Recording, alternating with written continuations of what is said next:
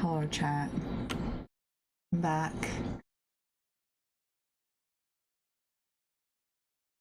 I presume.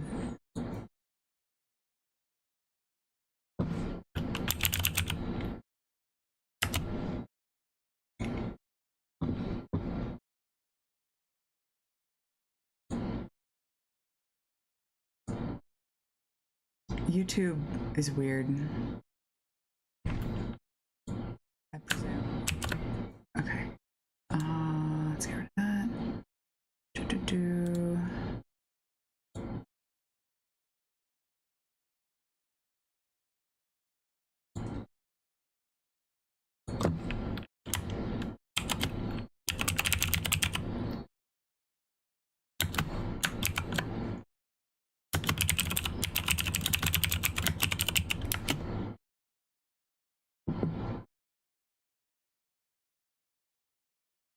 Oops.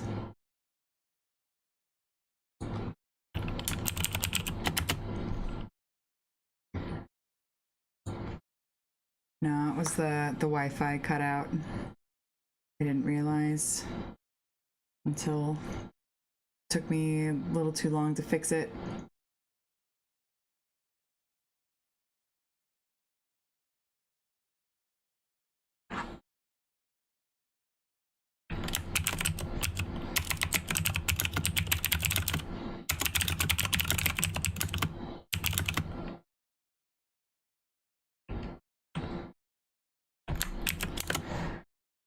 Okay, now I'm gonna get my orange.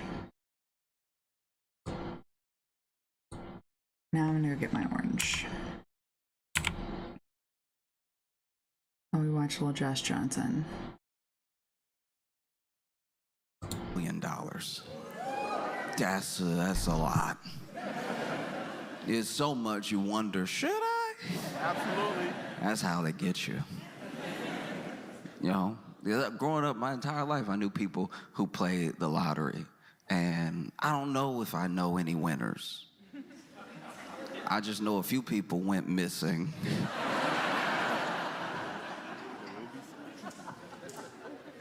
And like hard missing too, not even a funeral. Like,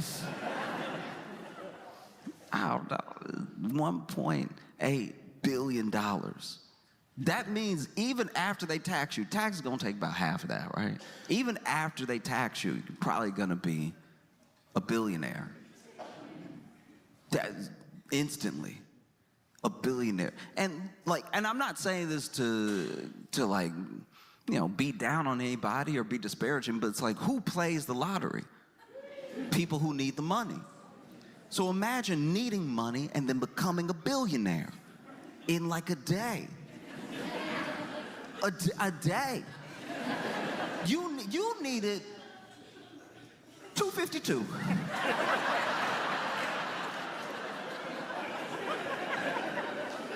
You had rent and a car note. And now you're a billionaire. A billionaire. You gotta capitalize it's $1 billion. Even if they get you real good, even if they tax you to death, you're still high millionaire. And with some good investments, you'll hit billionaire over time. Look at, I don't think y'all understand. This is the thing, we think we understand what billion is because billionaires keep playing in our faces. But we have no comprehension of how much money that is because we're people.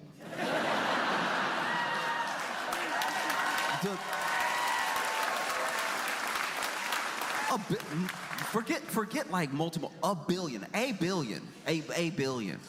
You can't even waste that, $1 billion. You can imagine. Oh, I had some bad investments. $1 billion's worth of bad investments? That's enough to topple a small country. No, because I look at the billionaires of the world and the high millionaires, so almost billionaires of the world. And in a couple of the examples that I'm thinking of, right? If you make it to billionaire status, whether it's through valuation of your country or your company, or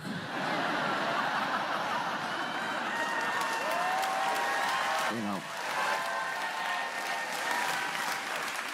Whether it's through valuation of your company or just general assets and everything over time, if you hit that billion status and you didn't grow up with a ton of money, like if you're already a billionaire, it almost doesn't count. You know, you'll see billionaires, they're the sons of billionaires, and they'll be like, I made my own thing. It's like, you didn't though.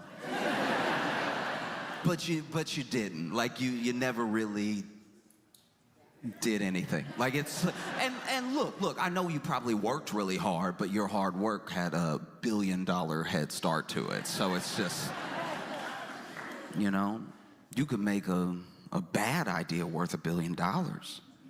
If you put enough money behind it with enough time. Look at Crocs.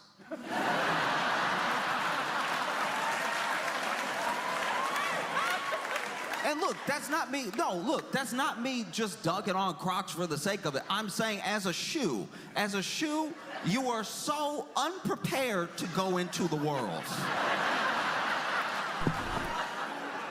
Every time it rains, you kind of feel it. Back with Andy. I've had so many fights with my friends over Crocs, and it's not about the Croc or the design or whatever. It's about the fact that it's a Swiss cheese shoe. The holes make it a shoe problem. It is not. They are comfortable. Okay, I live in New York. And we have far too many. I don't even know the number. We have more, I believe, rats than people. I wouldn't wear them in pretty New York, sure though. there's probably 10 million for every 2 people in New York. And one time I was walking with my friend who had Crocs on. Ill-advised, especially in New York. If you want to wear Crocs in, like, I don't know, like a beachy town, go ahead. Yeah, be comfortable. Let your feet breathe.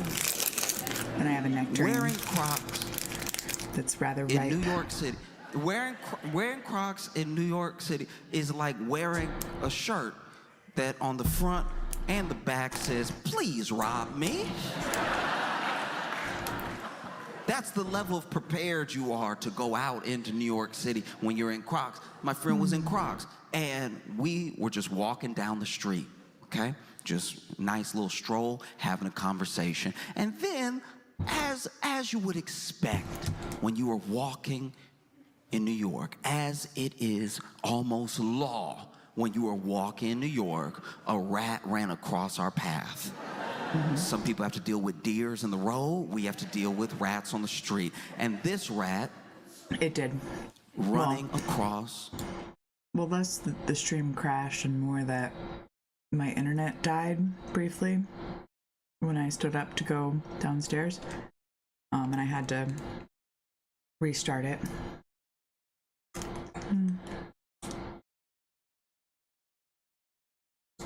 Annoying.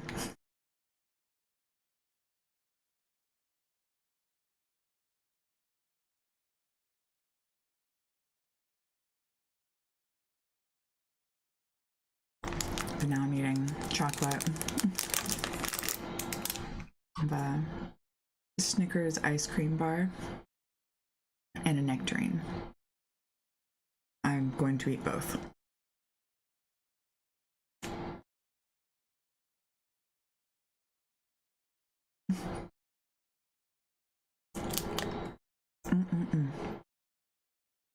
All this talk of snacks, I needed a snack. Our path judged it wrong. Was a little late. You know, usually when you're walking in New York, a rat will run across you real fast up ahead. This rat must have had some hesitation. You could tell this rat was like, okay.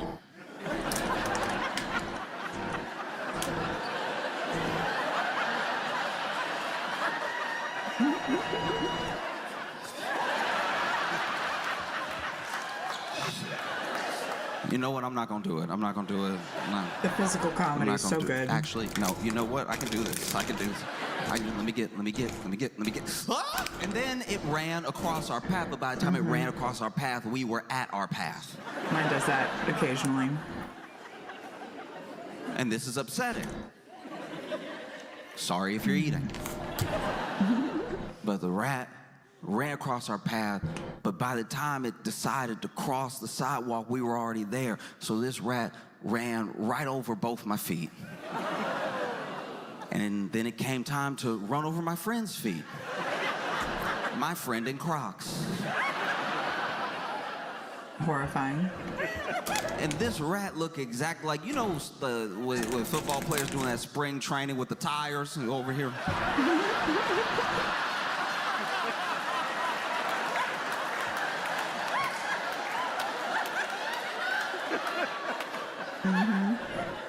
The rat was nimble at first. It got through 2 holes, no problem. Those first 2 holes, easy. Third hole, rat tripped.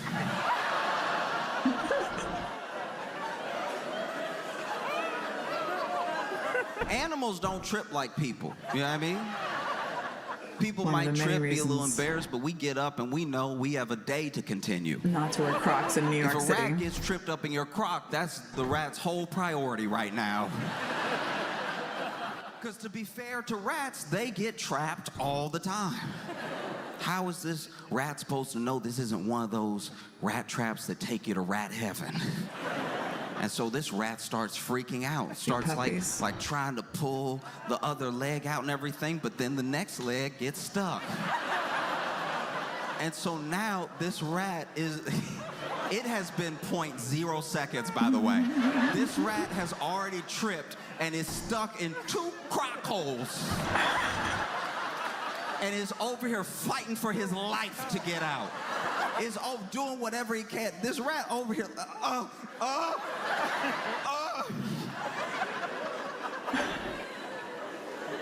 watched part of this last night. And look, I'll be honest with you right now, I don't even know if I imagined it, but I swear I heard it. I heard where the rat got free, because I heard the little pull the little foot out of the He's got a crock jokes hole and then ran away. about money in particular. And then I feel my like friend, who had just been he really nails defending his Crocs, class politics comedy. had the nerve to be like,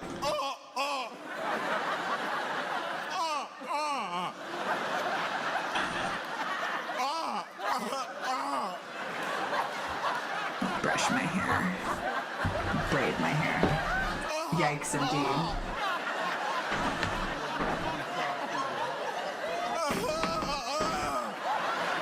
It's nothing, buddies. Don't worry about it. I'm like, yeah, cut it off. You need to cut it off.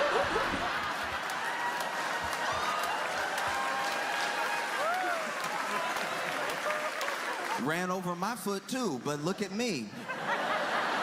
Intact. And so you have even if it's not the company, the CEOs of these companies reach high $1 million billionaire status. You know? And it happens usually over time.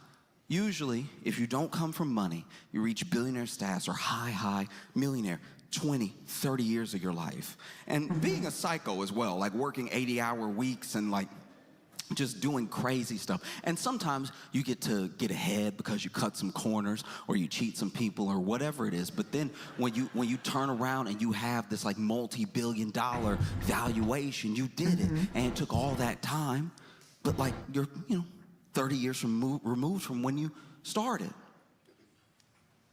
These billionaires, these millionaires, the ones that don't come from like extreme wealth, takes 20, 30 years of your life to get that money. And look how evil they are. Very. Deeply. I can only imagine. I can only imagine what happens if you get it in a day. Look. For any amount of lottery winnings and for any amount of like money, when you dream about money, that's what we do. Someone's like, what would you do with $100 million? And you might even have a list already. Oh, I got a list. What would you do? And you think you know what you would do. And I'm not even saying that people are lying when they say these things. I believe that people really believe this is what they would do with the money. But then you're a billionaire in a day.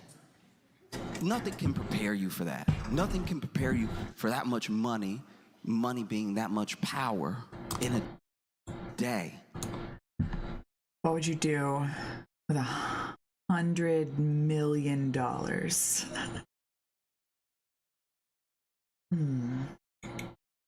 I do with $100 million?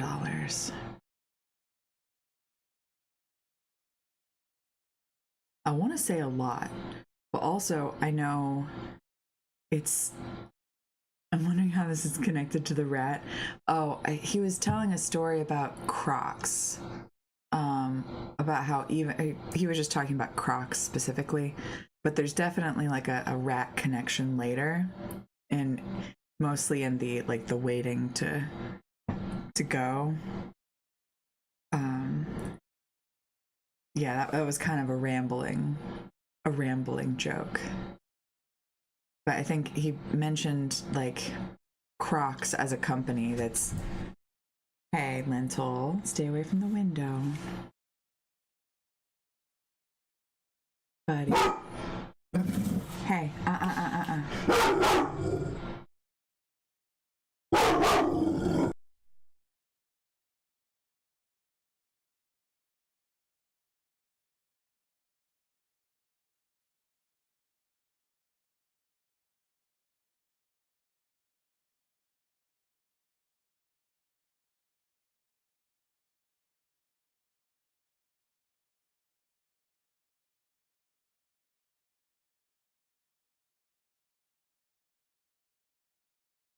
just have to remind Lentil sometimes that, or deer herd most likely. Very annoyed. I don't know, Buddy, I know what I'd like to think I would do with that much money. Because the amount of money that you've been living on is the amount of money you need to live. Like that, I know that in the US, like in America, that's like blasphemous to say. But it's like, even when I was broke, the amount of money that I had, which was not enough, was somehow still enough because I'm not dead. Yeah. Do you know what I mean? Not dead. And so obviously, people need to get by. People deserve a higher quality of life and everything. I'm not saying this to say that if you're barely scraping by, that's all you need and be done with it. I'm just saying that sometimes you can get in your head, especially when you get a little more, soft, that you need a bit more, and then you need a bit more, and then you need a bit more, to the point where people around the country who make six figures say they don't feel rich, right? And some of them making the high six figures. They've done studies about this and about why your brain never turns to rich when it's you and it's over time. You'll see millionaires say, well, I'm comfortable, but I'm not like rich. And then you're glad that it's through a screen, or else you might.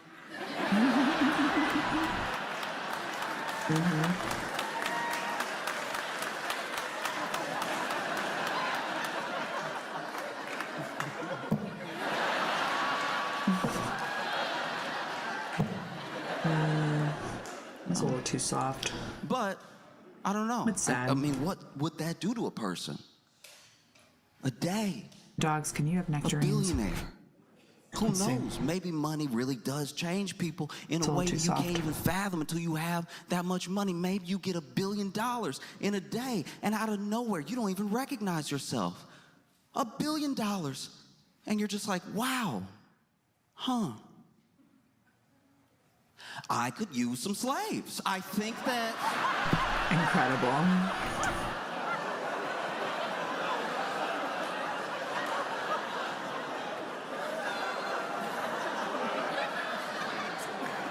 Not toxic to dogs. Okay. But they can't have the pits. Look, I don't know what makes you so evil as a billionaire over 30 years, but I can only imagine it's exacerbated when it's overnight. Like, I can only imagine it becomes instant when you get the money instantly. That's crazy. Because look, we all have a list. Even if you act like you don't, you do.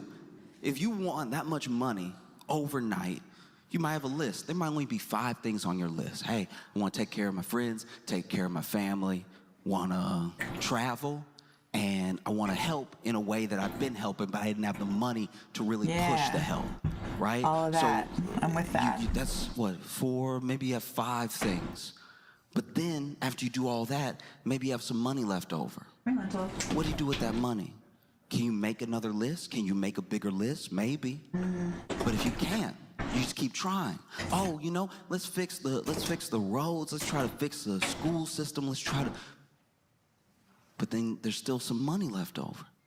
What do? I think you might lose your mind. I think you might. That's probably why billionaires are like that. Because think about it. Look, their list didn't have any of the stuff I mentioned on it. But like it. But even though it didn't, it clearly had things that they cared about, whatever those were. And maybe they were only related to their company. Maybe they were only related to more business and getting more money. But even as those things got checked off and you tried to keep up with the list, you tried to make more goals and you were meeting the goals as fast as you were making the goals and everything. And then everyone around you is a yes man because they want some access to that money because they're also trying to climb, right? And then you finally have gone down the list so hard that you're just like, maybe Mars?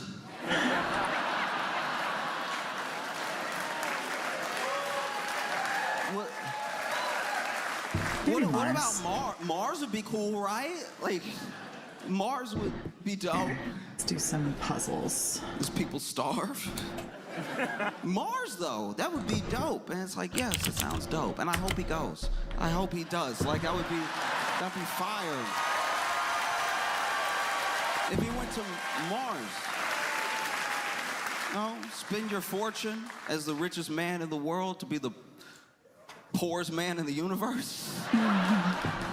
Because I guarantee you spend your whole life and then you finally, let's say it finally happens, you have a voyage to Mars. And let's be as generous as possible. And let's say that like the rocket works, you already sent enough stuff there that it's not like quite the movie The Martian, but it is like that because you are going to be by yourself. You know? No, I'm just, Let's do some forks. Probably. And then you land in Mars. Richest man in the world. Lands on Mars, gets out, is walking around and realizes that Mars is just like Arizona with some extra tent to it. Like, looking around like, oh, okay. Whoops. Whoops, indeed. No. Because money is... That doesn't quite work. We'd like to think that it's more than this, and sometimes it is. You can point to points in history where it is more than this, but like America is money. Land of opportunity. Opportunity is access, but it's also money. Money is how we define identity. Yeah, Arizona. Maybe you don't as a person. Maybe, I don't believe any one person is just their job or their net worth. There are things that you are that are deeper than all that stuff that's going to pass away. But that is how we as Americans define each other, is money. In fact, when you get your identity stolen, it's because they mess with the money. I don't know of anyone who said they got their identity stolen and it was in a Lifetime movie sort of way. I have yet to meet anybody who said they got their identity stolen and they know it was stolen because they came home and there was a dude who looked just like them hugging their wife. And they were like, honey, it's me. And then she was like, And then the imposter was like, don't listen to him, honey. It's me. Can't you tell? And like, hey, what are you doing in my house? And then the kids run in, and they run up to him. Hey, Dad, who's this stranger? What? Kids, it's me. And they're like, we don't know you. Our dad's been home all day. And then you have to fight with this dude, and then, there's somehow a gun in the house that nobody knew about, and then y'all struggle, and then y'all are spinning, so then nobody knows anymore because y'all were wearing the same thing. Who's the real husband? Who's the fake husband? And you're over, you're just running around, grabbing the gun, knocking the gun out of each other's hands, and then, there's some bounty commercials in the middle because this is a a Lifetime movie, but then you pick up the gun Bound and you're to. like, get out of my home, stay away from my family, right? And then the imposter goes, ah, and then runs up to you and y'all hug one last time, the gun goes off, and nobody can tell who was shot until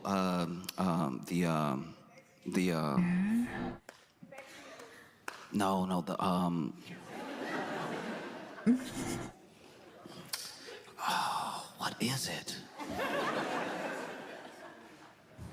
Until the Nair commercial. You know, like Nair, that one, like. I've watched a lot of Lifetime with my mom and my aunt. And so then they come back from commercial and y'all are both backing up and you're like, somehow in a movie, whenever somebody has been shot and someone shot someone, they both react the same. I always find that very annoying. The person that pulled the trigger is like, but then the person who was shot is like, That's always bothered me too. A bit silly. And then y'all back up. The gun falls. It falls in the middle. We don't need it anymore. One of you was shot.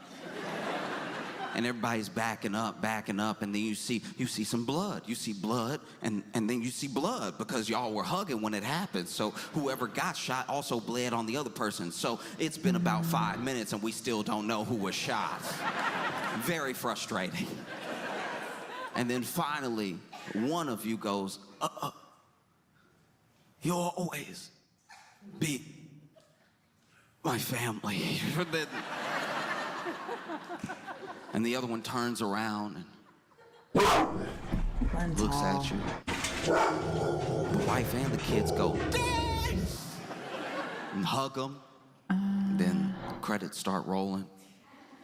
The picture gets a little bit smaller because they gotta roll the next movie right next to the other movie. So it's like, it gets that little half-size thing where the credits are rolling, which actually sort of ruins the end of the movie in case there was any other note of anything that the director wanted. But anyway, and through the credits, through the little tiny half screen, you see the person hugging the family look up at the camera and go, Oh, okay. An identity is never stolen that way. It's always stolen in relation to your bank account. It's true. No, because that's It's true. I've never had my who identity you stolen. are. That's who you are to the but bank, and that's who you are to any Did have business entity is your money and the number that you. I did have my PayPal account compromised once. They bought a bunch of what was it? Like digital downloads. It was a bunch of digital downloads of textbooks or something. It was very strange. I got it all refunded eventually. This was years ago, but I know people who have dealt with identity theft, and it can like fuck up your whole life for a long time.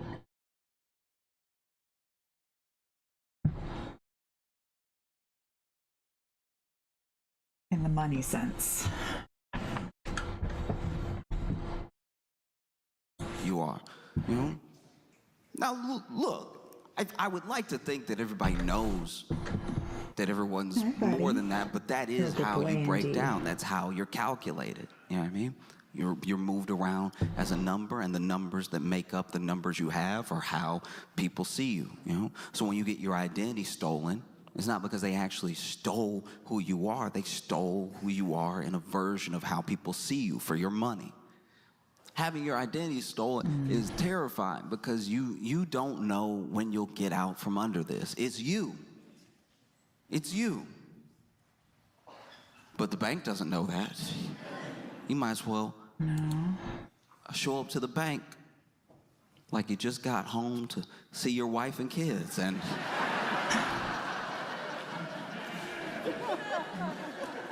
there is an imposter next to the bank teller's booth right with you. Y'all might as well be shoulder to shoulder. Like, Hi. no, I'd like to make a deposit. No, I'd like to make a deposit.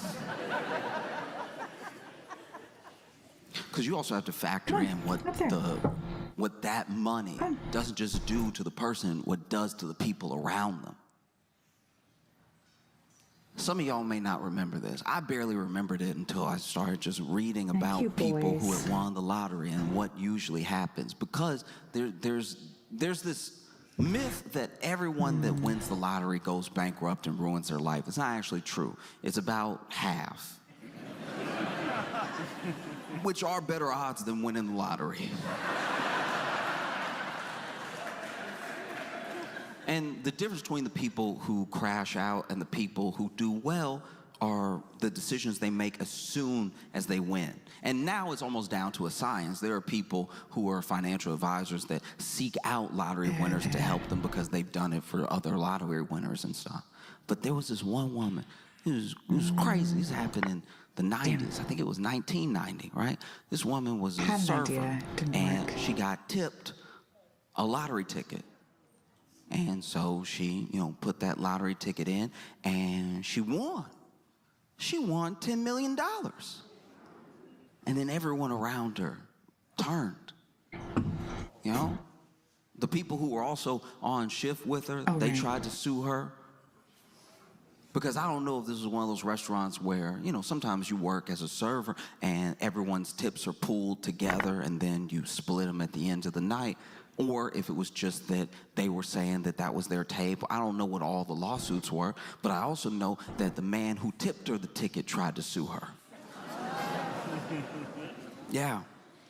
Her ex-husband even kidnapped her. Jesus. And she had to shoot him in the chest. The chest is one of the wildest places to get shot. Because there's still some I hadn't heard plausible about that. deniability there, but you know where you were aiming. Hold on. And then the IRS came for her, walls closing in all around money. Because people will do crazy things for money, and people will let the idea of money shape how they treat a person. Money is only second to people in the idea of something that's in front of you that means a bunch of different things. People can mean the whole range of emotions. Tonda Dickerson was a divorced waitress in her late 20s when she was given a lottery ticket worth $10 million in '99. But it has since been marred by lawsuits, a shooting, and an attempted kidnapping. Jesus. Tonda ended up in court with many different people trying to get a slice of her winnings. Edward Seward, a customer at the restaurant, gave Tonda the lottery ticket as a tip. 6 days later, Tonda discovered she had won a whopping $10 million jackpot. But after quitting her job and choosing to take the $375,000 per year over 30 years, her former colleagues wanted a piece of her winnings. The guy who gave her the ticket sued her, yeah. This led to court battles and even shootings. She was taken to an Alabama court where she was sued for millions by 4 waitresses at Waffle House. And in just 45 minutes, the court had ruled against her, according to local news website Alabama.com. She had been testified against by a couple at the restaurant who said that Tonda had told them about the deal she brokered. This is her husband. Tonda rejected an offer from the court to keep $3 million and started putting the cash into a family business she had set up. Things looked up when in 2000, the Alabama Supreme Court overturned the initial decision on the basis that the deal made between the waitresses was a form of illegal gambling. But Tonda's woes were far from over. Seward, the gifter of the ticket, returned. He argued Tonda had promised him a new truck if she won the lottery, which her lawyers argued was simply a throwaway comment. Seward's claim was rejected, but only days later things took a dark turn. Tonda's ex-husband, Stacy Martin, kidnapped her and took her to a boat jetty in Jackson County, North Alabama. With a .22 caliber handgun, Martin did not allow Tonda to contact anyone. But a quick-thinking Tonda managed to grab hold of his gun and shoot Martin through the chest before he was rushed to the hospital. Bizarrely, Martin did not face any charges for the incident. Tonda was asked to pay $1 million in gift taxes on top of her income tax. In 2012, it was ruled that she had to pay taxes on her jackpot, but they allowed her to not pay the full amount. She was asked instead to give a percentage of the gift portion, Forbes reported. Ultimately, she was able to keep the bulk of her winnings. Tonda passed much of it on to her family, and according to Al.com, went back to work. In 2021, her social media profiles appeared to show her working at the Gold Nugget Casino as a poker dealer in Biloxi, Mississippi. The husband wasn't charged, yeah. Jeez Louise.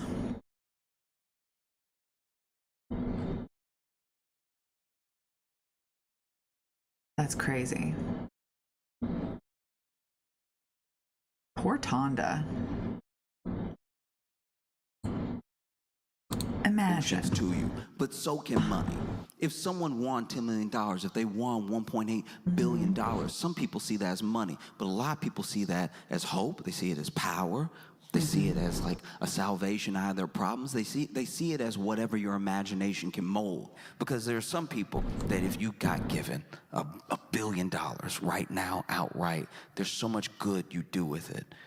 And then there are other people that if you got $1 billion tonight, you'd be like, oh, I have some things to revisit.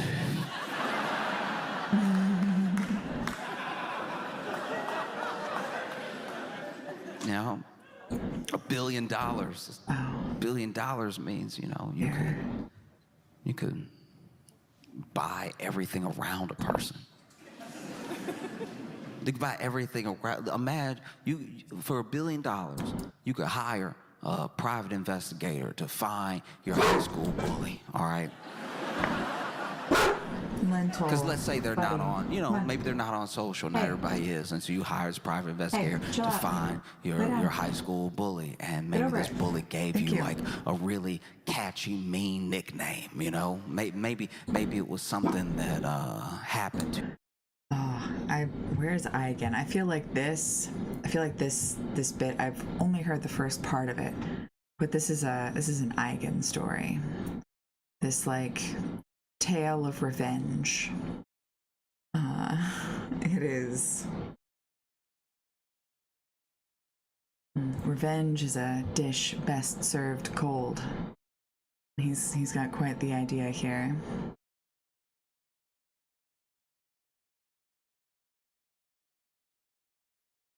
Yes, it is. Yeah, I think you'll enjoy this bit. Just imagine you've won $1 billion. To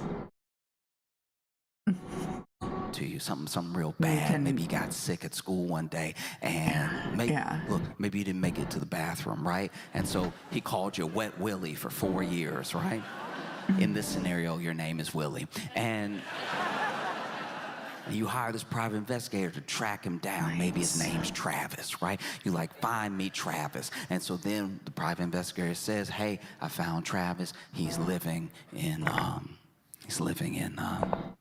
Connecticut, and he's married. How's your snack again? Yeah, looks like they're pretty happy. And you're like, okay, this is good to know. And so, with your money, you buy the house that's for sale next to Travis.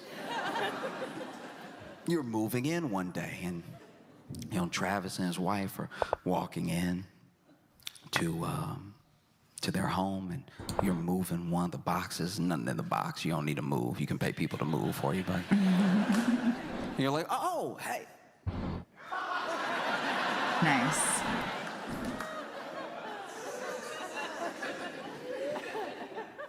You're well stocked now. Travis? And he's like, oh, Willie, Will,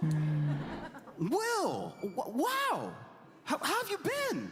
Wow, this is crazy. Are you? Yeah, I'm moving in right next to you. That's crazy. That's crazy. He's like, yeah, that is, wow. This house has been on sale for months, and now it's, what a coincidence. And you're like, yeah, a coincidence. Yeah.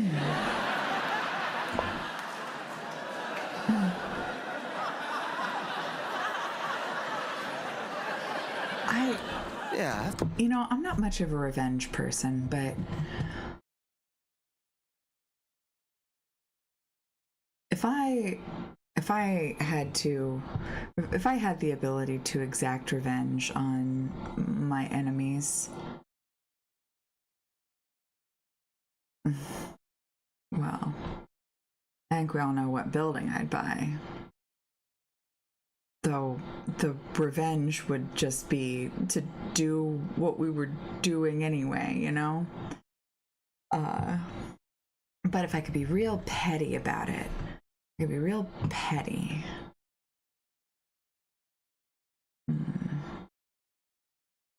Who bullied me in high school? There were a couple people. There were a couple bullies. I could get a little petty with a couple bullies. So he was talking about the Powerball, which was at 1.8 million, 1.8 billion, which is crazy. And just imagining what would happen if you suddenly became a billionaire overnight. And how, people who do that over the course of many, many years are all nuts. So just imagine how crazy you'd be if it happened literally overnight. Yeah, I suppose there's a couple people I might get a little petty over. That's what it is. And you see that not only do you have this nice house in front of you, but Travis has a phenomenal house, There's an HOA, so they're pretty similar, but overall, very big and very nice, And I can only right barely then, remember the mean ones, though. Travis's wife walks up, Susie. Susie walks up. Yeah. And she's like, hey, babe. And then he's like, hey, That's wild. Me and William went to high school together. This is my wife, Susie. And you're like, oh, hi. Nice to meet you. You shake her hand, and you're like, wow, this is crazy to just, you move to a new place. And she got the weapon, you don't know, usually No, you don't he's know alive. anybody. And now I got pals He's right alive. He next wasn't door. charged. And Travis is like, yeah, this is wild, man. You should come over for dinner sometime. Come over for dinner. And you're like, oh, wow, how's tonight? Sounds like he survived. He did get shot in the chest, though. And Travis, because probably had a this is bad the thing time. about bullying. A lot of bullies don't remember what they did. And even if they remember what they did, they remember it in the context of whatever they were going through. And so even if they were like a mean kid, they just remember being a mean kid because other stuff was happening. I don't know how often real bullies think about the fallout of their bullying and what it might have done to somebody present day, So maybe Travis is perfectly pleasant. Easy to believe. It's been a long time, And so he's like, yeah, I think, no. Okay, we do have a little date night tonight, but how about tomorrow? Tomorrow night, we should have dinner. You just come over to our place. We'll cook for you. And you're like, wow, yeah, Travis, it sounds great. All right, I'll see y'all later. You take your empty box. Yeah, I would imagine. Walk into your new house with no furniture in it.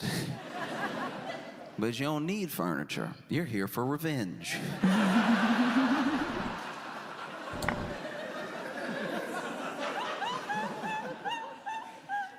The type of revenge that only money can buy. It's a good laugh. Oh boy, indeed. You're so excited, you don't even know if you can sleep, and so you lay on the floor of your brand new house. Because hate makes you comfortable.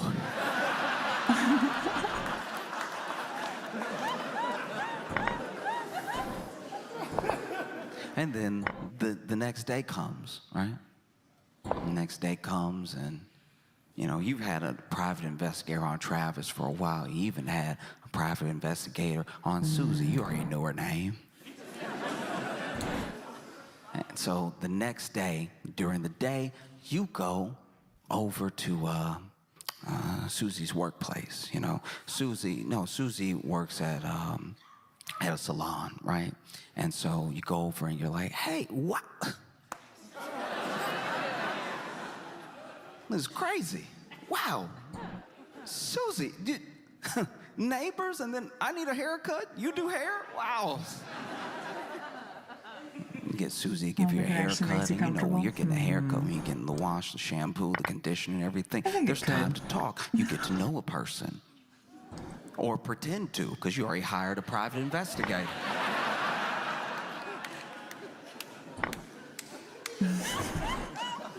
So you laying in the sink and y'all are chatting it up, and you're a personable enough individual, so y'all are cackling back and forth. And then at the end, Susie puts the mirror in front of your face, you know, and you're like, wow, a magician. Truly incredible. Thank you so much. And then you go to pay, and then you put a $10,000 tip on your haircut. Susie's floored. What? I can't accept this. You absolutely can't. I haven't felt this good in years. You made me look like a new man.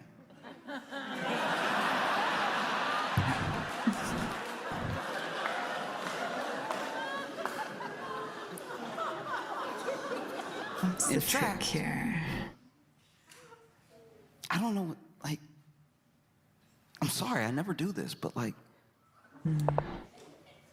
are you doing anything after work? And Susie's like, yeah, the dinner that we have. And you're like, oh, yeah, that's right. But, okay, what? I don't know, it looks like salon's closing up and everything. Dinner wasn't gonna be for a little while. Got him. I don't know. Do you want to hang out for a little bit? We're gonna end up chatting anyway. Makes it Let's very just focused, chat. fair. Let's just have a chat, and then we'll head over to your place. And you're like, how does that sound okay? And she's like, yeah, I guess so. It's fine. Yeah, I'll close up here, and then you're like, okay, yeah, hop in my car, right? And she hops in your car. It's very nice. It's ridiculous. It's whatever car is nice for the period we're in. So just imagine.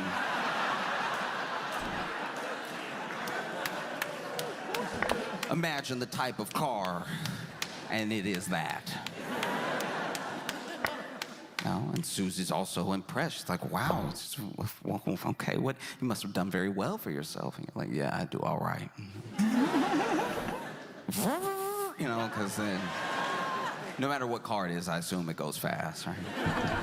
And then he's like, actually, I know I'm new to the neighborhood and everything, but can I show you something? And she's like, yeah, sure, okay. And you drive. You end up driving to this like little patch of land that's off by the wayside, and there's a small little airfield there, and you park, and Susie's like, what is this? And you're like, oh yeah, I got a call. It was a text while you were doing my hair and everything, and there's just something I have to check out over here. So let's just walk through. And you walk through this little air hangar, and it's to your private jet. And she's like, wow, you have a jet? And you're like, yeah, I do.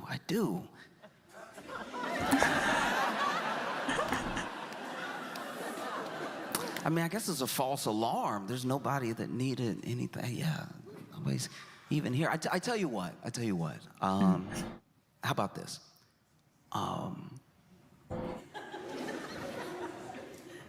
know we're supposed to have dinner tonight at your place, but why don't we go to Paris?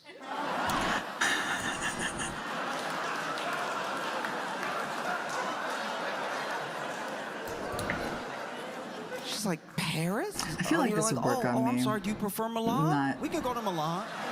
I'm not too proud to say. What are you even saying right now? I'm like, oh, no, I'm just saying. No, we're I supposed to don't get know. dinner. Let's have dinner. Depends on how much I like that guy. Dinner without Travis. It depends on how much I like Travis. And then she's like, oh. I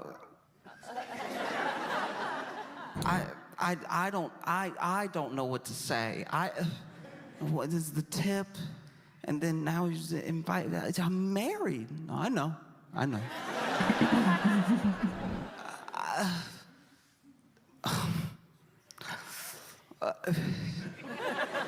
don't know. Now? Yeah, now. Actually, you know what? And then the stairs, you know.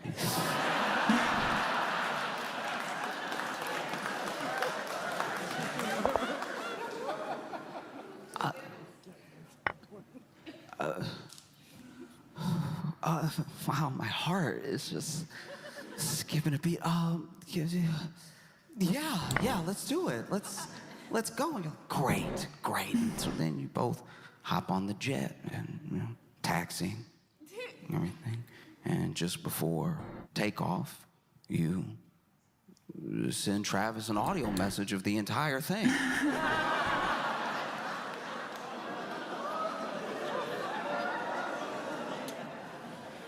You add a little something at the end. You're like, this is from Wet Willie.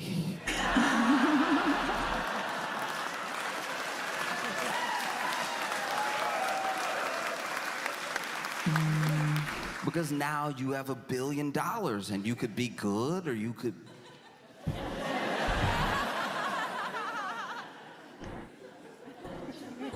Oh.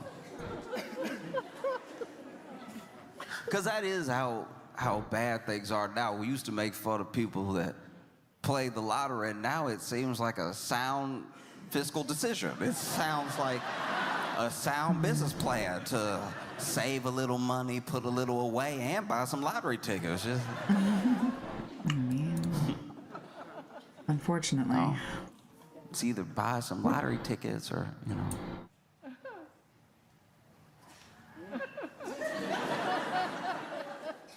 Lean in front of a BMW, you know what I mean?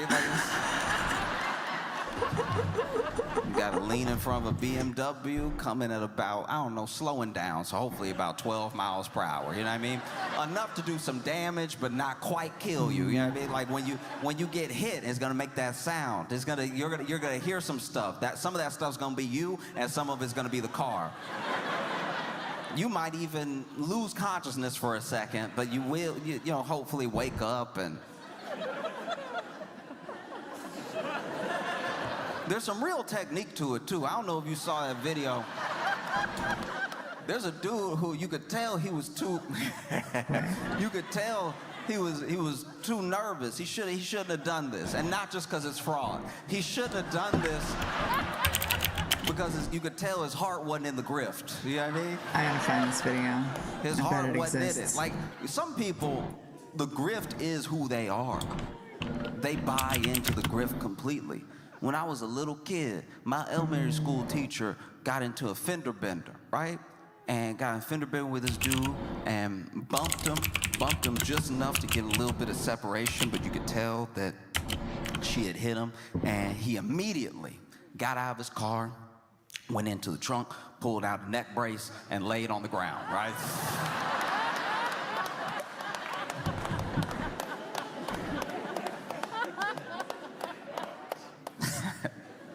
Which, if you're gonna do that, just wear the neck brace the whole time. Then you'll even convince the person that, you know, I'm not gonna tell you how to grift, but... So if you're gonna do this, you gotta commit. You gotta know long before this BMW takes that turn at the intersection that this is what you're committed to do. And there's a video of this dude. This still cracks me up, right? Okay, so this dude is over here, and you can tell he wants to jump in front of the car. Maybe he has the whole insurance scam planned out and everything, can sue, whatever. You just gotta let a BMW hit you and hope it's not a rental. Yeah, it is. I can't find it. Oh, know nothing would make you madder than getting hit by a broke person.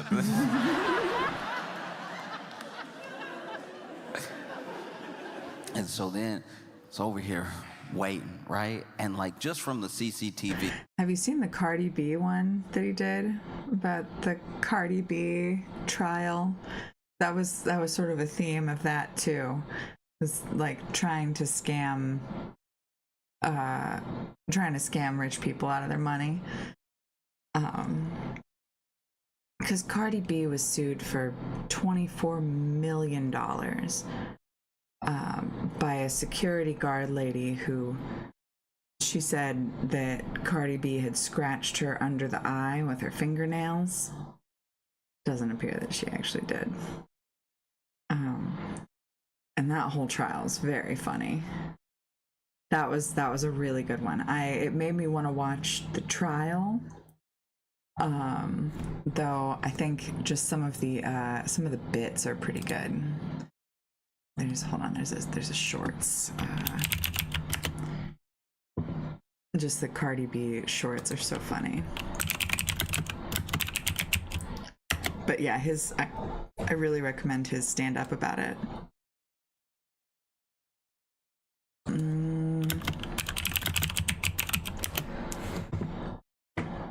It was very, very funny. Here. Do you prefer I call you Miss Almanzar, Cardi B, or it doesn't matter? I mean, y'all been calling me Cardi B. They're wigs. I don't want a guy that I work with to know I'm going to a vagina doctor. What are form interrogatories? Oh, honey, I don't know what that means. What is special interrogatory? Wait. Where's a good one?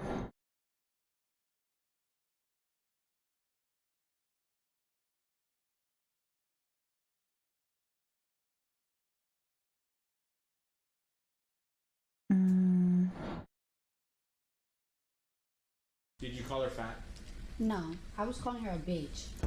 Did you look at Miss Imani Ellis's face when you were arguing with her at the time of these? I was looking at her face, but I wasn't looking like, she got a pimple on her face? No, I wasn't looking at her details or anything.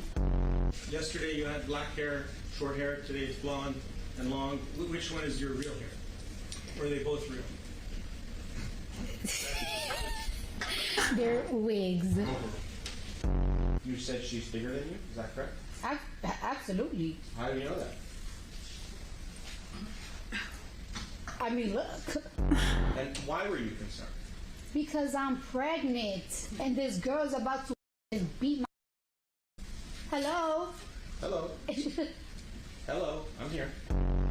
When I'm talking to you now, are we having a verbal altercation? We having, we'll see, a debate. Did you call her fat?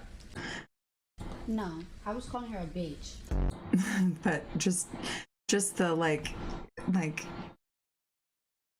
I'm looking with my eyes. I can use my eyes, and that's how. Yeah, I don't know. She had a really good just personality on the stand. I think my favorite bit was when he said, "Well, how did you know she was trying to take your money?" And Cardi's like, "'Cause she's suing me for $24 million." But really, just I can see her with my eyes. The guy was, the lawyer was really struggling. Court, they only deliberated for like an hour and then decided that she was not guilty. It was not hard to see. She did not do $24 million of damage. Shouldn't even touch her, according to anyone, or according to the witnesses that, yeah, anyway. But Josh Johnson's stand-up on it is really good. Because this is how As I usual. watched it, right? Very good. Just from the CCTV and the clip, you can tell that there's some nervousness in the knees. Like the knees don't scream commitment. You know what I mean? Like they're not, his feet aren't amped to do it. They're not like hoppy feet. You know what I mean? Like this is like, ooh, I'm gonna do some fraud. Ooh, you about to get defrauded, right? but he had more of a, oh, okay. All right. Okay. All right. And you could tell he was thinking too much about how he was gonna land. That's the problem. Because you gotta know if you're gonna jump in front of a car, you gotta know, okay, am I gonna be mostly grill or mostly windshield, all right? Both have their drawbacks, all right? Now, grill will push you forward. It'll push you forward an amount that will make you look dead to a bystander, so. So that is a good way to go if you're trying to do this with witnesses and witnesses who are not in cahoots with you, right? Windshield is very dramatic, right? Got it. Windshield is very theatrical. Usually when you see, they do a lot of windshields on like Law and Order SVU. That's usually, like when somebody running from the cops and they can't seem to catch them. They give them just enough room for them to run out of the streets. For the cop who didn't feel like running to hit them with the cop car. It's always very convenient when it's like 3 cops and then 2 of them run after a suspect and then one of them is like, oh, all right. And then sure enough, they're always there at the right time to just bow, right? Now, if you're gonna go windshield, just know that some glass could crack, okay? And it's worse if it doesn't. If the glass doesn't crack at all, you got hit by a big bullet, okay?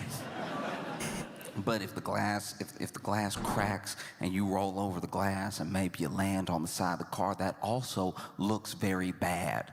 But depending on how you hit the windshield depends on how believable the hit is. Because when you get hit by the grill, you're just taking the hit. Oh, nice. Okay. Right? Just boom, boom. High risk of being hurt. Very high risk.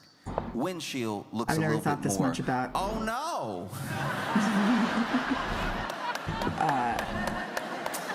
Ooh, you got Insurance me. fraud.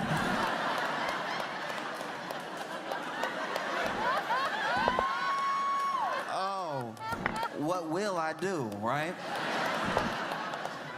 Because you can't really control your body as it gets hit and it's on the windshield. So you hope you go over the windshield. That looks like a very bad hit. But if you stay on the windshield, it starts to look like your fault even if it wasn't. Like it's just, the optics aren't great. And if you slide off to the front, it looks like you didn't get hit fast at all.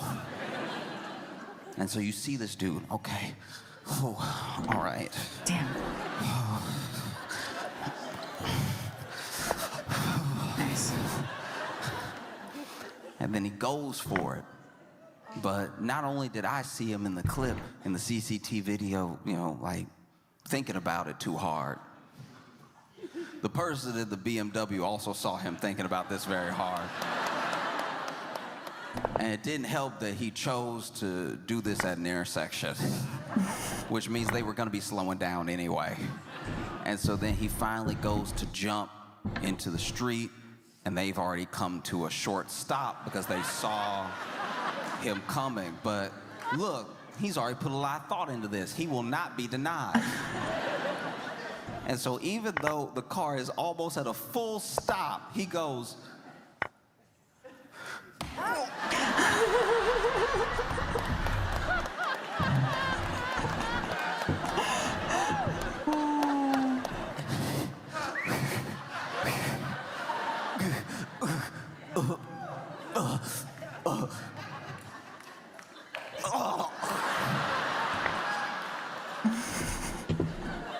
Very convincing. obviously the claim didn't go far. But you could do that, or you could play the lottery. You know what I mean? Because I hope, That's what it I feels really do like. hope that the person or the people that win, like have a good life and do something well with it. There's so many scams now. Sometimes if the person's identity is known, that's actually what like ruins their life, because then there are scammers who will never meet this person, don't know this person, but then they will masquerade as them online, hitting up people around this person trying to get whatever private information so they can scam that other person, not even the lottery winner, you know? And it's why people have become more savvy. Now you have lottery winners all over the world, not just in the US, and not just for like the Powerball, Mega Millions, or any of that. Now you have lottery winners in the US show up with like a ski mask on. So many lottery winners look like they're there to rob the lottery.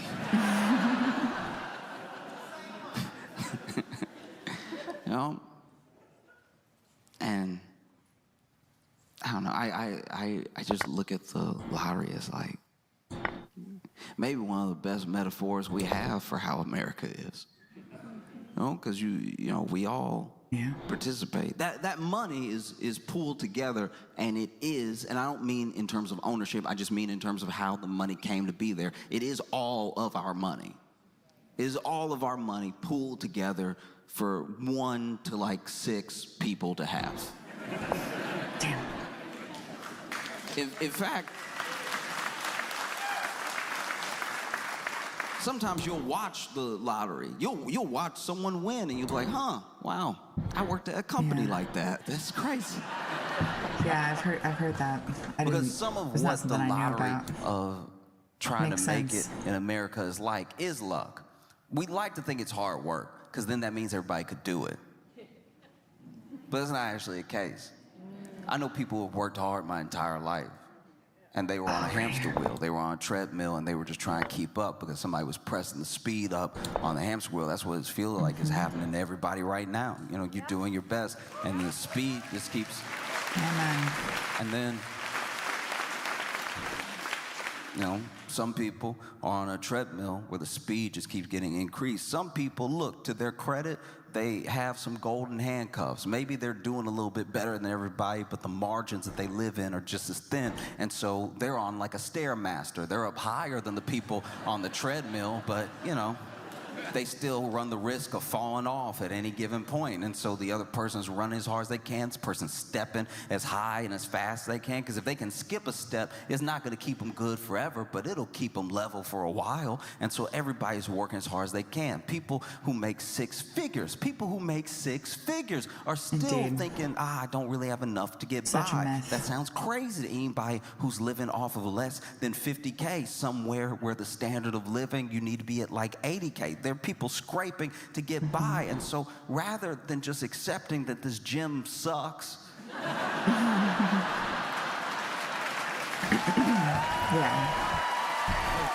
Yeah, I agree. people just keep going as hard as they can until, you know, until they, either their heart gives out or they end up in one of those, like, fail videos.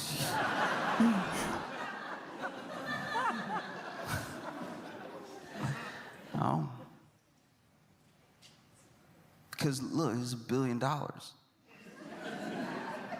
a lot of money. It's a billion. That's a lot. Okay. And I know it's the lottery, and I'm just making an example. I'm not specifically speaking to everyone to, like, go run up to the lottery office or something. Like, that's not what I'm trying to say. I think that we have let the lottery basically become one of the better ways to get ourselves out of a mess, you know? And it only gets you out of the mess. Maybe you can bring some people along with you. That's nice. That is nice. But you don't know everybody. You know what I mean? Like, you know your friends and your family, and that'd be very sweet for you to take care of your friends and your family, but you don't know everybody. You don't know everybody's intentions. You don't know what everybody's going to do with the money. You don't even know if giving some of these people the money is the best thing to do. You have no idea. And maybe it's why, speaking outside the lottery now, maybe it's why, like, people shouldn't be able to amass that level of wealth. Not because I want to take from somebody the thing that they have for whatever reason. Maybe they really did earn it. I don't see how, but, like, maybe they really did earn it. Maybe they deserved every, like, $50 million bonus that they ever gave themselves, right? Maybe they know their heart and they know that they really deserve this money. But maybe, you know, they laid off a bunch of people and they bought a bunch of stock back and they did some stuff to do some stuff to get some stuff, you know? And so I'm just saying is, you know, It's one thing when it's a lottery. It's a different thing when it's like our entire, because then they wonder. I don't know. Then they wonder. They're like, why is everybody so mad at us? It's like, oh, you can't not really get it. It seems crazy. And look, don't get me wrong. I'm an American. I would love $1 billion. Too true. It's probably part of the problem. That is part of the problem.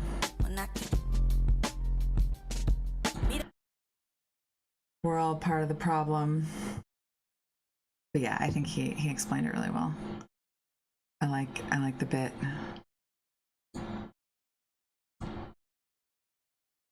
So who won?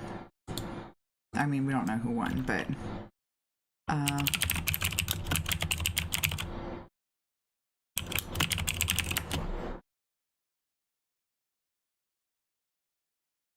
tickets in Missouri and Texas win 1.787 billion Powerball jackpot.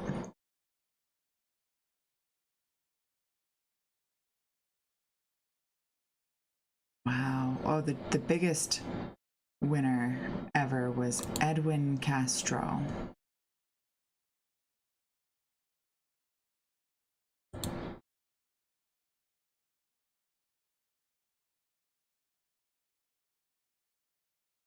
In 2022.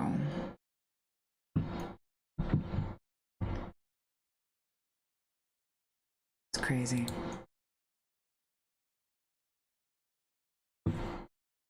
It's just a crazy amount of money.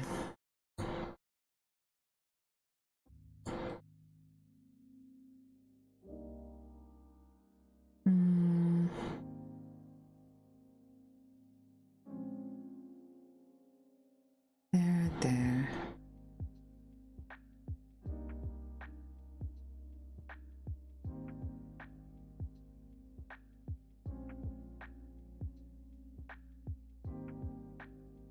We promote? Yeah. Okay. Wow. I hope the IRS doesn't come after these folks and want their piece of the whole prize money because they never even get that much. And if they opt for the payments, yeah. I mean, that is, the IRS will come and they will take their portion. I saw someone say, and I agree, I think we should tax millionaires and billionaires the same way we tax lottery winners, personally. Because they get hella taxed. They get so taxed. Like, I think we would do a lot better for ourselves if we taxed millionaires and billionaires the same way we tax lottery winners.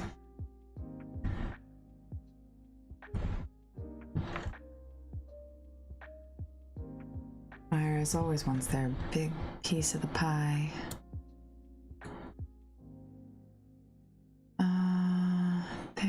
There.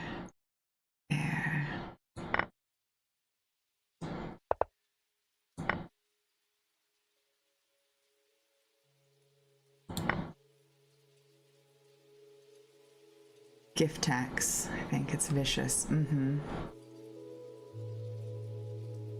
Brutal.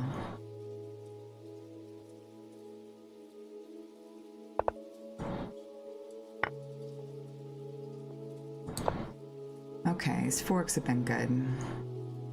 Let's see, what did I miss? Just a couple.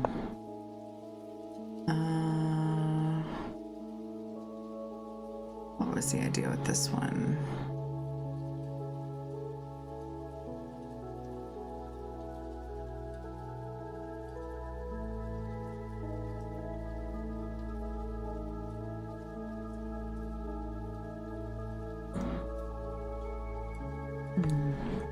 Estate taxes also, I think, I do a lot of acrobatics to try and avoid those. Well, yeah, I remember hearing some friends rant about how they should do away with estate taxes entirely, and I got real confused because like why not? You know, or why not have it? And it's because I don't know, but yeah, I think in general we ought to figure out how to tax the wealthiest among us considerably more. It's weird how lotteries are run by the state and they tax the winnings so much. Yeah. There's a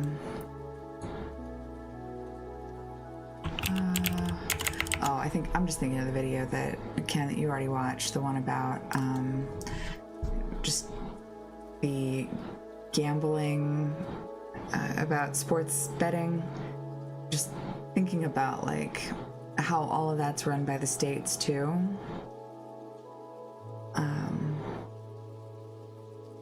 And I don't know, like, I'm not anti-lottery as a concept. I think it's not ideal, but it's fine. There are worse things. But damn, like, I don't know, just like pick. Last time that happened, I think, was during the Great Depression. We came out of that with tax laws that tax income proportionally. They just got gradually compromised. Yeah, I mean, we did that. World War II. What were the tax rates? I always say it's like a mix of somewhere between 80 and 95%.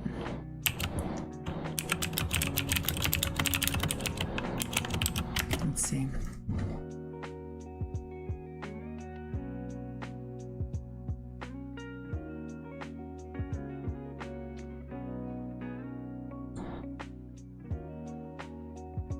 From inequality.org. Once upon a time, the United States seriously taxed the nation's rich. You remember that time? Probably not. To have a personal memory of the tax the rich era, you now have to be well into your 70s. Back at the tail end of that era, in the 1960s, America's richest faced a 91% tax rate on income in the top tax bracket. That top rate had to be hovering around 90%, or had been hovering around 90% for the previous 2 decades. In the 1950s, a Republican president, Dwight D. Eisenhower, made no move to knock it down. The rich felt those taxes. The high life struggled. Consider what happened to one fabled emblem of that era's excess, the nation's first ever penthouse. Marjorie Merriweather Post, an heiress who became America's richest woman, had the penthouse built atop a new Fifth Avenue luxury tower in 1925. The top federal tax rate then in effect, as builders were putting the finishing touches on Post's spectacular 3-floor, 54-room residence, just 25%. Yeah, 91% at the end of the 60s. The Post clan held on to that penthouse for the next 15 years and then decided to, quote, move on. The American people by that time had decided to move on as well, from bargain basement tax rates on high incomes. In 1940, the federal tax rate on income over $200,000 started at 66%. By 1944, the top tax rate on all income over $200,000, about $3.4 million in today's dollars, had jumped to 94%. Post's fabulous penthouse would find no new takers on this new high tax era. The penthouse went vacant all through the 40s. In the 50s, with the nation's top tax rate still above 90%, the luxury tower's owners threw in the towel and broke up the former Post Palace into 6 separate units. America's rich, most observers figured, were adjusting to living lives significantly less rich. But the political winds were changing. In 1963, President John Kennedy himself the product of one of America's grandest fortunes, asked Congress to drop the nation's top tax rate down to 65%. Congress would mostly oblige, and that top tax rate would sink to 70% in 1965. It was 25% in 1925. In the 1980s, Ronald Reagan and his friends on Capitol Hill would shove that rate down even further, first to 50% and then to 28%. This top tax rate then included up to 31%, then inched up to 31% in 91 and has been bouncing around in the 30s ever since. The current top bracket rate, 37%.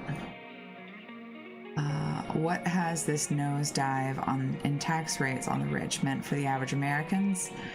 Nothing good, concludes veteran tax analyst James Steele in a just published report from the Center for Public Integrity and Bloomberg Tax.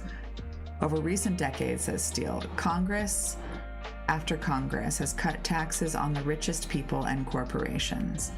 Billions of dollars that would otherwise have gone to the federal till for spending that could help the rest of the public get ahead. JFK did that, yeah.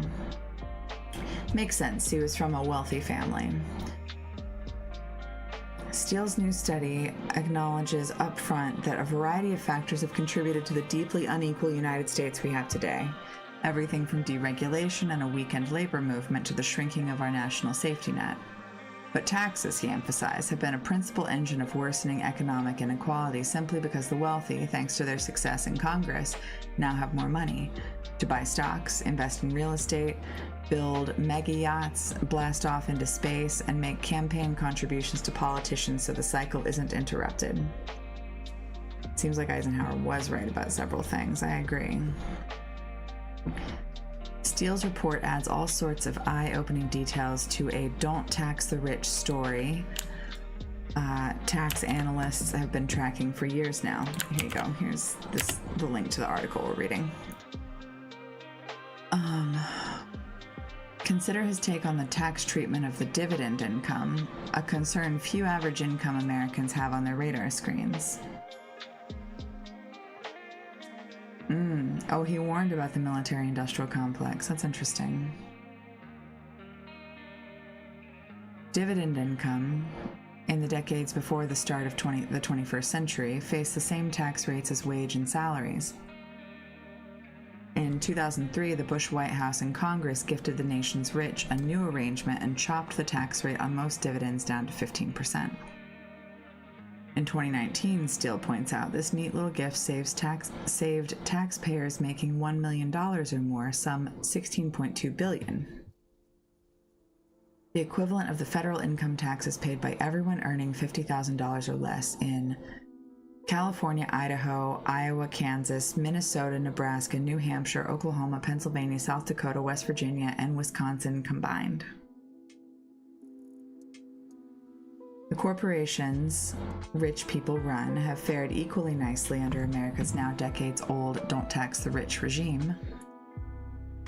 Major U.S. companies, Steele's analysis notes, took particularly good advantage of tax breaks lawmakers bestowed upon them in the 2004 American Jobs Creation Act. Job creators. The tax breaks resulting from this legislation benefited only 4% of America's businesses, mostly giants like Hewlett-Packard, Pfizer, and Merck, and did little more than enrich corporate shareholders and executives. These execs and shareholders so enjoyed how the 2004 American Jobs Creation Act played out, they went out to convince Congress to do it all over again with the Tax Cuts and Jobs Act of 2017. The convincing came easy. One reason, corporations, observed Steele, annually spend more than 85% of the total reported expenses associated with lobbying Congress. Trade unions account for less than 2%. How unequal a nation have dynamics like these created? A just released report from the Congressional Budget Office helps paint a revealing picture. This new CBO study on the distribution of American income adds up all the changes. In household income, means-tested transfers in federal taxes between 1970 1979 and 2019.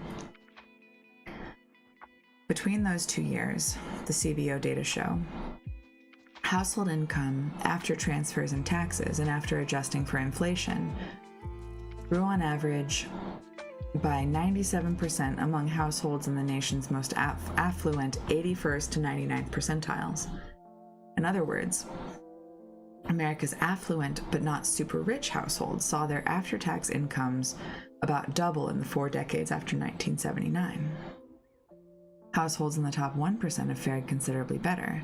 Wealthy Americans in the 99th to 99.9 percentiles, the bottom 90% of the top 1%, have watched their after-tax incomes nearly triple, rising 193%.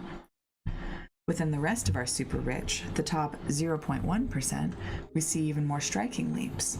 Households in the bottom 90% of this top 1.1% have had their inflation-adjusted after-tax income shoot up a stunning 367%. And what about the households at the tippy top of our nation's income distributions? Between 1979 and 2019, average after-tax incomes for the top 0.01% of America's households skyrocketed 507%. These top 0.01 percenters averaged $30 million in 2019 after-tax income. Anybody looking for a 54-room penthouse? That's piled. Hold on, does it say how the rest of us fared?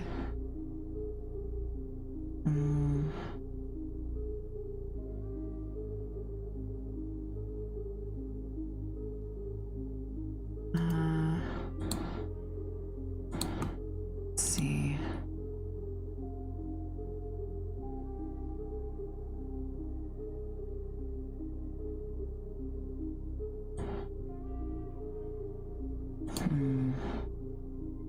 It's hard to read. Regardless. Thanks, inequality.org. I don't recommend buying lottery tickets. I don't think that's the solution either. I think taxing the rich is the solution. We should work on that. We can.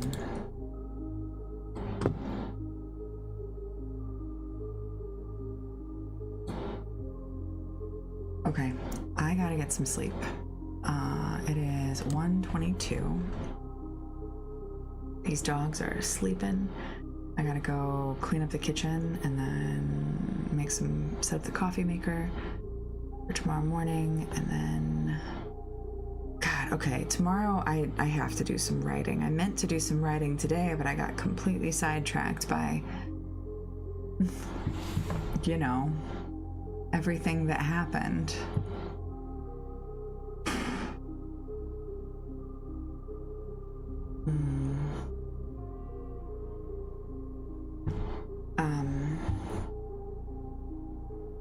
At the very least, I'll do some reading, but hopefully also some writing. We also have to pick up the plague again sometime.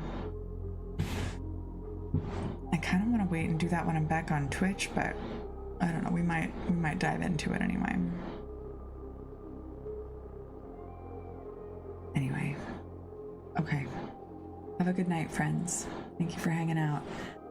I'm pleased with the chess progress this week. I feel like, I don't know, maybe I should be trying to play more than 2 rapid games a day, but playing 2 rapid games a day has resulted in decent morale.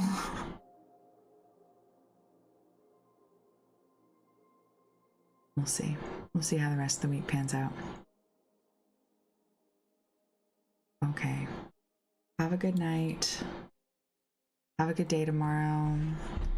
You know where to find me. I'll be in Discord. I'll be here tomorrow night. Yeah, good night, Salvation. Good night, Ken. Good night, Igen. Good night, lurkers.